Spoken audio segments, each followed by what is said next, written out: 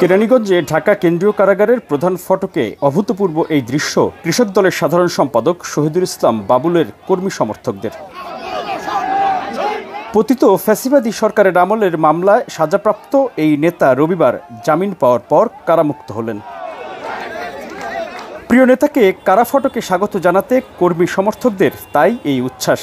রাজধানী ঢাকাসহ বাবুলের নির্বাচনী এলাকা ফরিদপুর ৪ আসন, ভাঙ্গা, সদরপুর ও চরভদ্রাসনের কর্মী সমর্থকরা আসেন কারা ফটকে।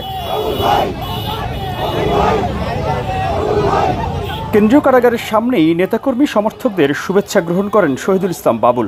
এ সময় তিনি বিএনপি চেয়ারপারসন বেগম খালেদা জিয়া ও ভারপ্রাপ্ত চেয়ারম্যান তারেক রহমান সহ দলের নেতাকর্মীদের প্রতি কৃতজ্ঞতা জানান। বাংলাদেশের কোটি কোটি মানুষের নয়নের মণি জনাব বিএনপির ভারপ্রাপ্ত চেয়ারম্যান জনাব তারেক রহমান, আমি জেলখানায় থাকাকালীন সময়ে তিনি নানানভাবে আমার খোঁজ খবর নিয়েছেন, এখানে লোক পাঠিয়েছেন। আমরা রাজনীতি করতে যে জেল জুলুম হামলা মামলার বারবার শিকার হয়েছি, আমরা কোনো কিছুর ভয় করি না। আগামী দিনে তারেক রহমানের নেতৃত্বে গণতান্ত্রিক বাংলাদেশ বিনিময়ের মধ্য দিয়ে আমাদের সংগ্রাম শেষ হবে এবং বাংলাদেশের মানুষের ভাগ্য উন্নয়নের জন্য, গণতান্ত্রিক সমাজ বিনিময়ের জন্য আমাদের দেশে। কেরানীগঞ্জের কেন্দ্রীয় কারাগারের সামনে জড়ো হওয়া নেতাকর্মীদের সঙ্গে নিয়ে রাজধানীর শেরেবাংলা নগরে শহীদ রাষ্ট্রপতি জিয়াউর রহমানের সমাধিসৌধে শ্রদ্ধা নিবেদনের জন্য রওনা হন শহীদুল ইসলাম বাবুল। পথে পথে কর্মী সমর্থকদের অভিবাদন গ্রহণ করেন বাবুল। ছাত্রদলের সাবেক ভারপ্রাপ্ত সভাপতি শহীদুল ইসলাম বাবুলকে 18 আগস্ট কারাগারে পাঠান আদালত। অন্যদিকে শহীদুল ইসলাম বাবুলকে কারাগারে পাঠানোর খবরে ক্ষোভ প্রকাশ করেন বিএনপির ভারপ্রাপ্ত চেয়ারম্যান তারেক রহমান।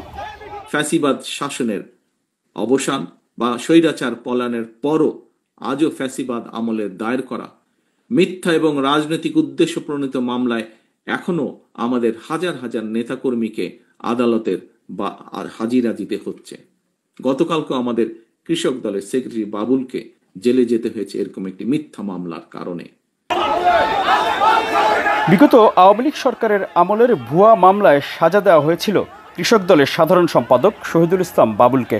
18 আগস্ট আদালতে আত্মসমর্পণ করে জামিন চাইলে তা নামঞ্জুর করে কারাগারে পাঠিয়েছিল আদালত। রবিবার মহানগর দায়রা জজ আদালত থেকে জামিন পান শহীদুল ইসলাম বাবুল।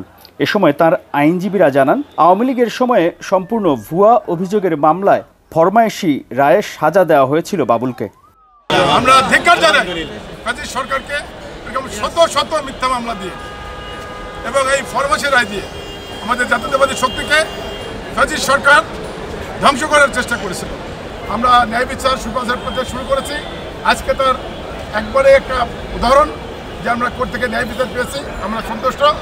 আমরা আলহামদুলিল্লাহ ভবিষ্যতের জন্য এইরকম মিথ্যা মামলায় কোনো সরকার কাউকে সাজাপ্রাপ্ত না করে সেটাও আমরা আজকে প্রত্যাশা করি।